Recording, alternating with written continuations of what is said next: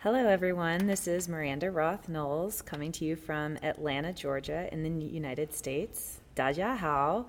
I'm really excited to be here with you today, and I am just so excited for all the ultimate and the coaching of ultimate that's going on in China, especially in Shanghai, which was my home for a little while. I'm just starting with a few fun pictures of myself. One is of me when I was playing for Seattle Riot. That was the club team that I played for the most in the early 2000s, mid to late 2000s. We won a couple of national championships, did really well at Worlds, and I got to compete on the national team a few times, which was really exciting. The rest of these pictures are me coaching, which is what I do primarily now. I coach Paideia High School Groove. So Paideia is a really awesome private school in Atlanta, and it has a strong history of ultimate frisbee. We've been around for 27 years, I believe, and I've been coaching here at Paideia for the last 7 years. These pictures with my daughter, that's me and my daughter Madeira, that's at Paideia's Python Park. And so is the picture of her joining the huddle with the guys that I coach.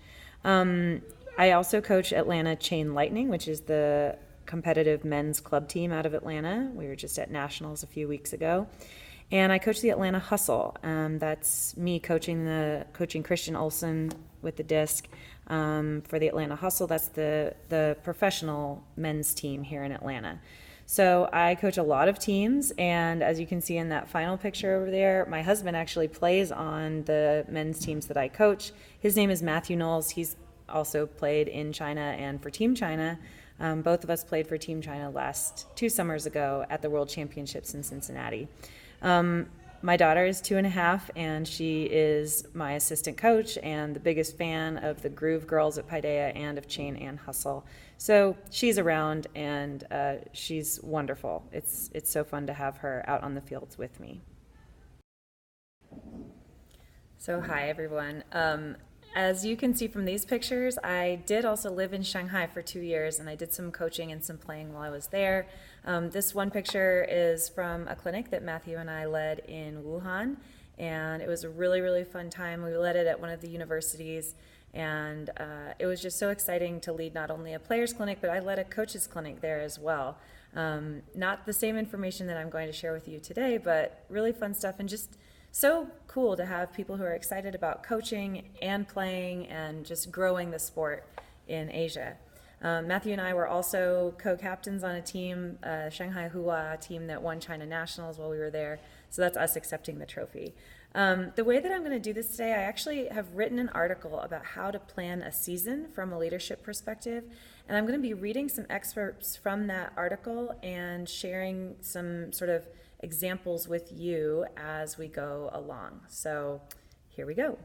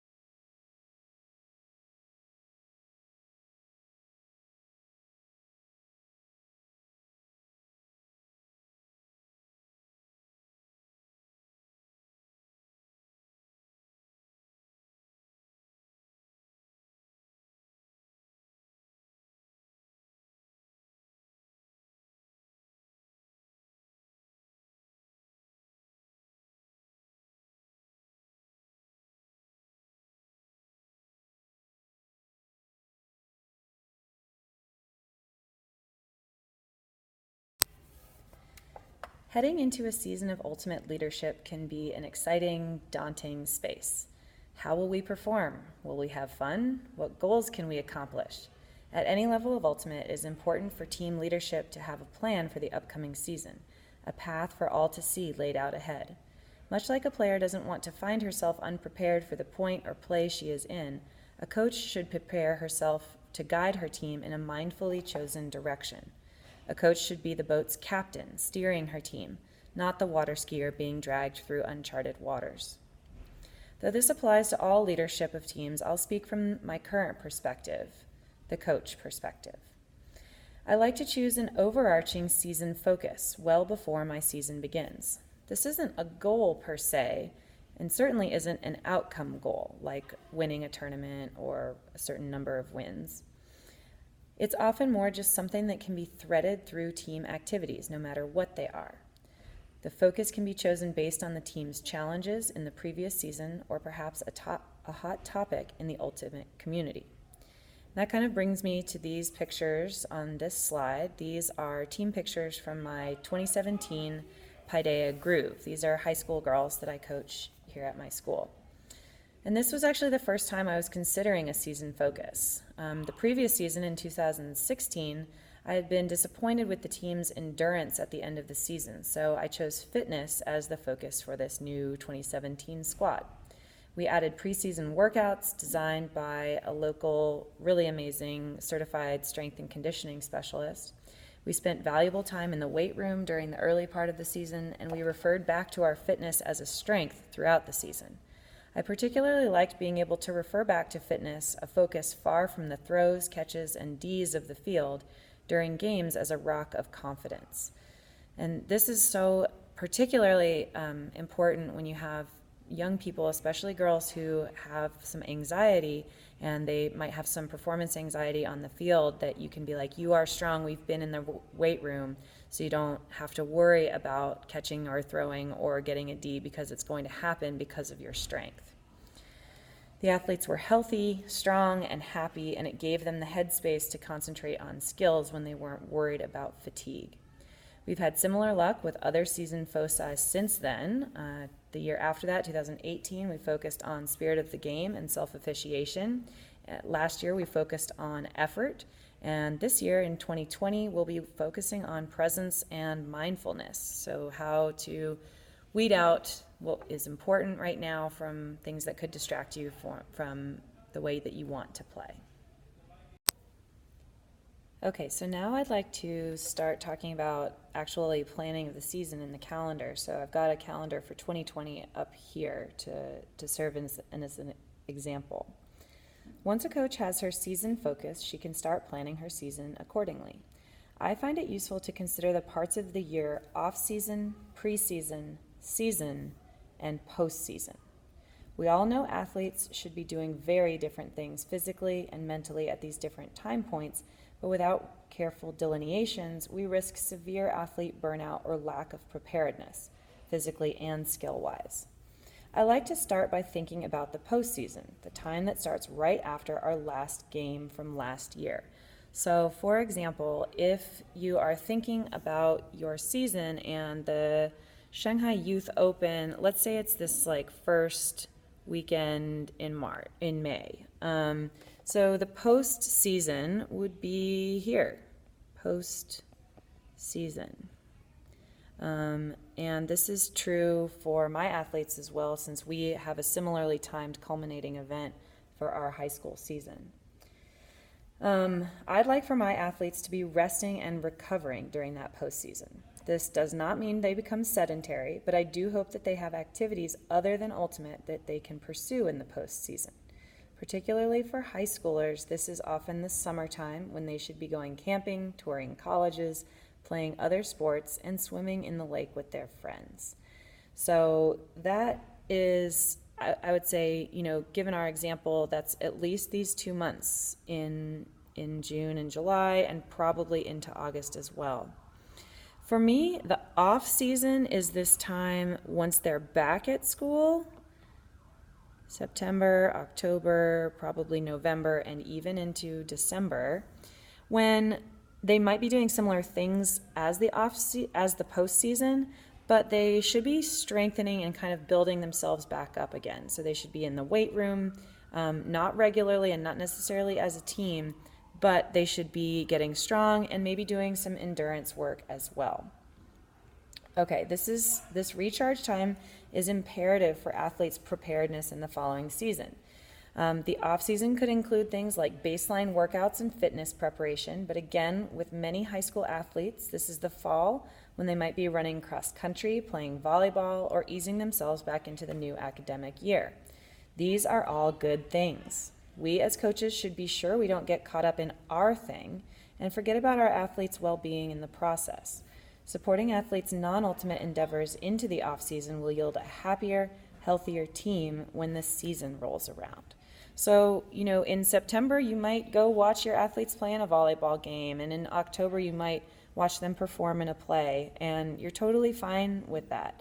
Yeah, they can be doing some things, but if you plan your preseason correctly, that is going to take care of itself. So the next part is this preseason, okay? So the preseason I think of as January and early February. So I'm going to write preseason in this time, okay? And given that many athletes try ultimate for the first time in high school, it is necessary to spend the preseason teaching ultimate skills as well as body awareness, basic strength, and speed. So in here, and I'll zoom in a little bit more on what I'm doing, how many times a week and everything like that, but that's where you're definitely in the weight room as a team. You might be doing some running on a track or on a field as a team, but you're also teaching basic skills to go along with it. And if you're trying to be competitive, you're trying to elevate those skills in your players from the season before. This brings us to the season, which, if all goes well leading up to it, sort of takes its own course. So I'll just draw season here. So you've got a 2 to 3 month season, and that might start in February and go into March, April, and early May. A well-planned and executed non-season year will leave you with athletes who are ready to play the full March to May high school season without an ounce of burnout at the end. They should feel that they could play one more game after the state final, or in your case, after the Shanghai Youth Open, but that they have much to celebrate in the rear window. Within the season, Ultimate often still focuses around tournament weekends, so it is necessary to plan around those weekends. In the future, I hope to see more teams, especially girls' teams, develop so that competition could happen more regionally or locally, and weekend tournaments would be the exception, not the rule. Playing 6 to 8 games in one weekend is not healthy or predictable for any athlete, let alone a high schooler. But given the current situation, I aim to never play tournaments 2 weekends in a row. This can be challenging when you're at the mercy of a school calendar, other communities' tournaments, and very busy young people, but keeping their health in the forefront of your scheduling is a must. For example, in 2019, I wasn't able to schedule as many tournaments as I would have liked because there were conflicts with a school music trip, Easter, and final exams. It was unpopular, but I knew opting for fewer tournaments was better than overexerting my athletes or alienating those who had multiple commitments, like chorus or church or other things. This is also an important piece to keep in mind when scheduling practices. It is our job as a coach to make practices high quality in order to keep the quantity manageable. I think a varsity sport should have 4 to 6 commitment days per week, and that is what I aim for with Ultimate. For JV or developmental teams, 2 to 4 commitments per week seem reasonable. So for me, what I would sort of think about is, if the Shanghai Youth Open is the 2nd and 3rd of May, then you would think about the practice or think about the tournaments that might lead up to that. You would not want to have a tournament the last weekend in April, but you could have something the 18th and 19th of April, and maybe something the 4th and 5th. I know, for example, this year on my calendar, I'm taking my team to Seattle for a tournament this weekend, the 4th and 5th. We have our state finals on May 2nd, which is here. We are going to Charlotte, North Carolina for Queen City Tune-Up here in March. And we hope to have a tournament locally in Atlanta on the 21st and 22nd of March. So this is a pretty reasonable tournament calendar. We might play some games there or have some after-school games. What I usually do is sort of work backwards from those tournaments, so I don't ever practice the day before a tournament, like the Friday before, but I would want to practice, say, the Thursday before each tournament. So we would just, oops, that's a Wednesday. We would practice the Thursday before each tournament. So there, we would practice there, here, and here. And then moving backwards, we usually maybe do like a Wednesday and a Monday as well.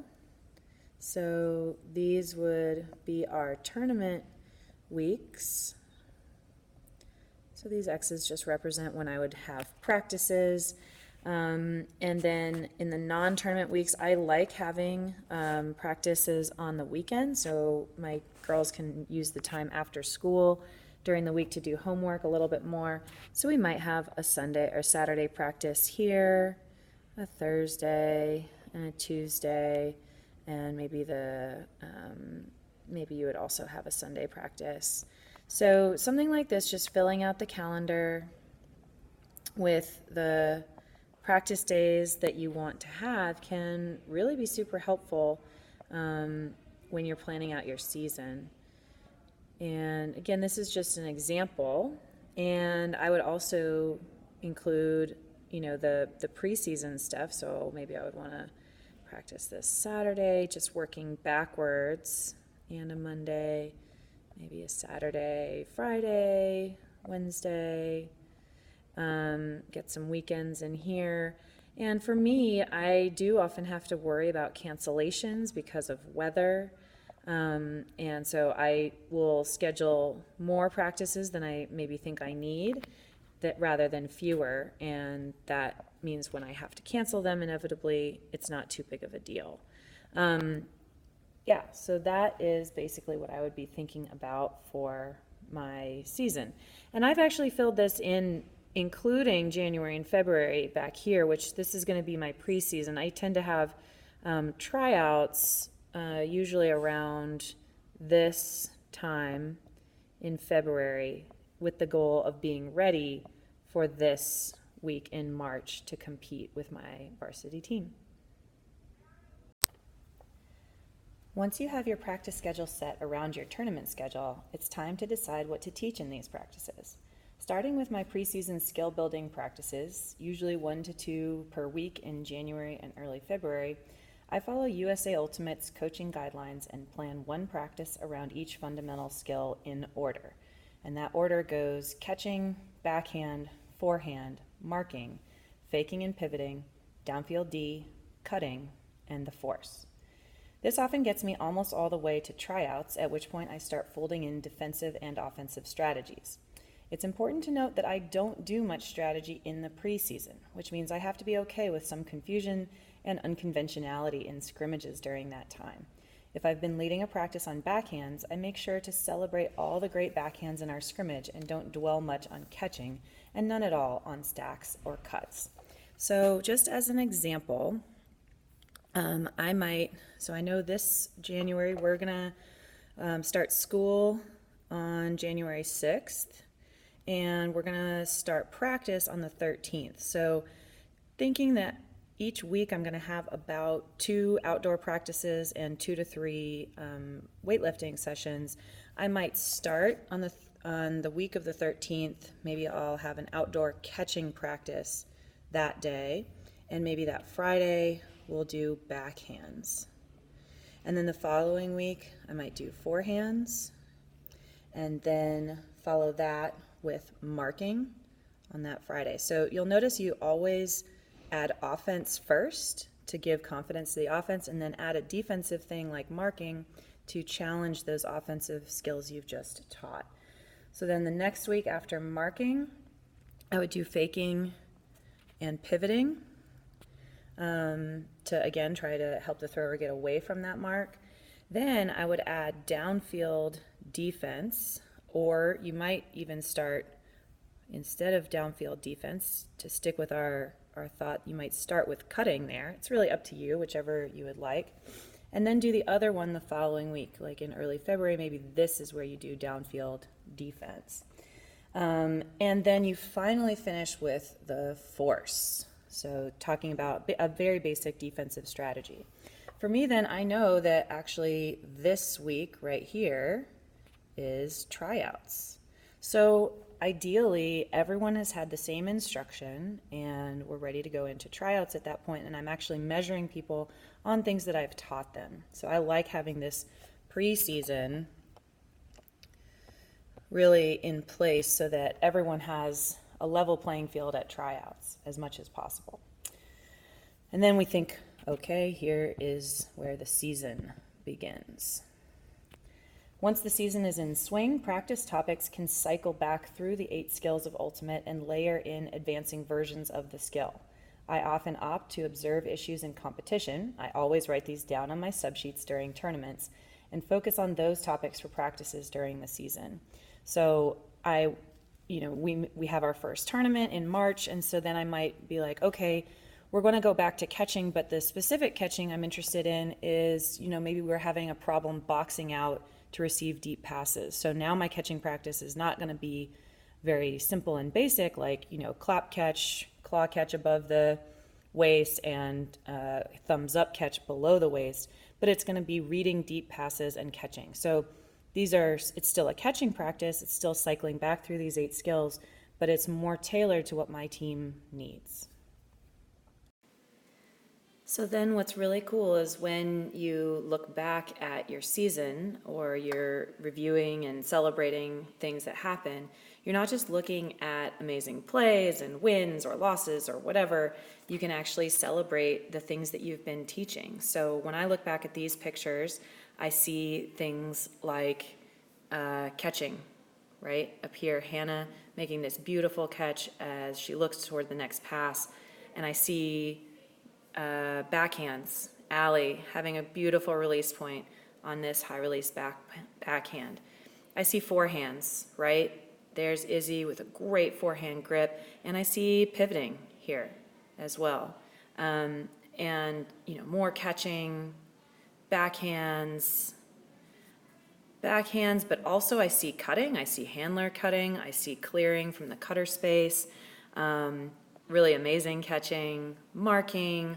I see what I've been aiming to teach, and I'm able to praise that, and the athletes are familiar with that verbiage. What's also great is you see intensity on the faces, right? So these are people who are really trying super hard. And you also see joy.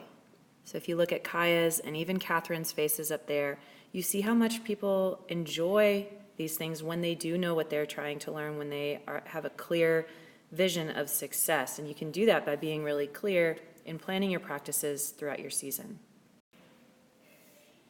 In closing, I'll just put in one more plug for the season focus and a reminder to fold it in throughout the season in any way possible. As a coach, it's so valuable to have something to fall back on in difficult moments, to talk about when there is no clear issue, and to bond a team together from the get-go. So when I look back at these pictures, I am not just seeing strong young women and men who are succeeding on the biggest stage possible. I see, success as we define it, in terms of togetherness, in terms of fitness, in terms of self-officiation and spirit of the game, even when there are referees on the field. I see it in terms of having fun, in terms of camaraderie and joy and attention and effort. I see all of these things, all of my season focuses playing out over the course of the season in the successes as we define them. So think to yourself today, what is one intangible skill that I'd love for my team to have this season and for my athletes to have long term? This should relate to Ultimate and life, making your team a safe and happy place for athletes and a welcome and fair opponent. Best of luck with that. So maybe you can finish this session by having a little conversation with your neighbor about what you would like that intangible skill to be. Thanks so much for having me. Please feel free to contact me at mirandaknowles@gmail.com. I'm so excited for Ultimate in China and where you're going to take it. 中国加油!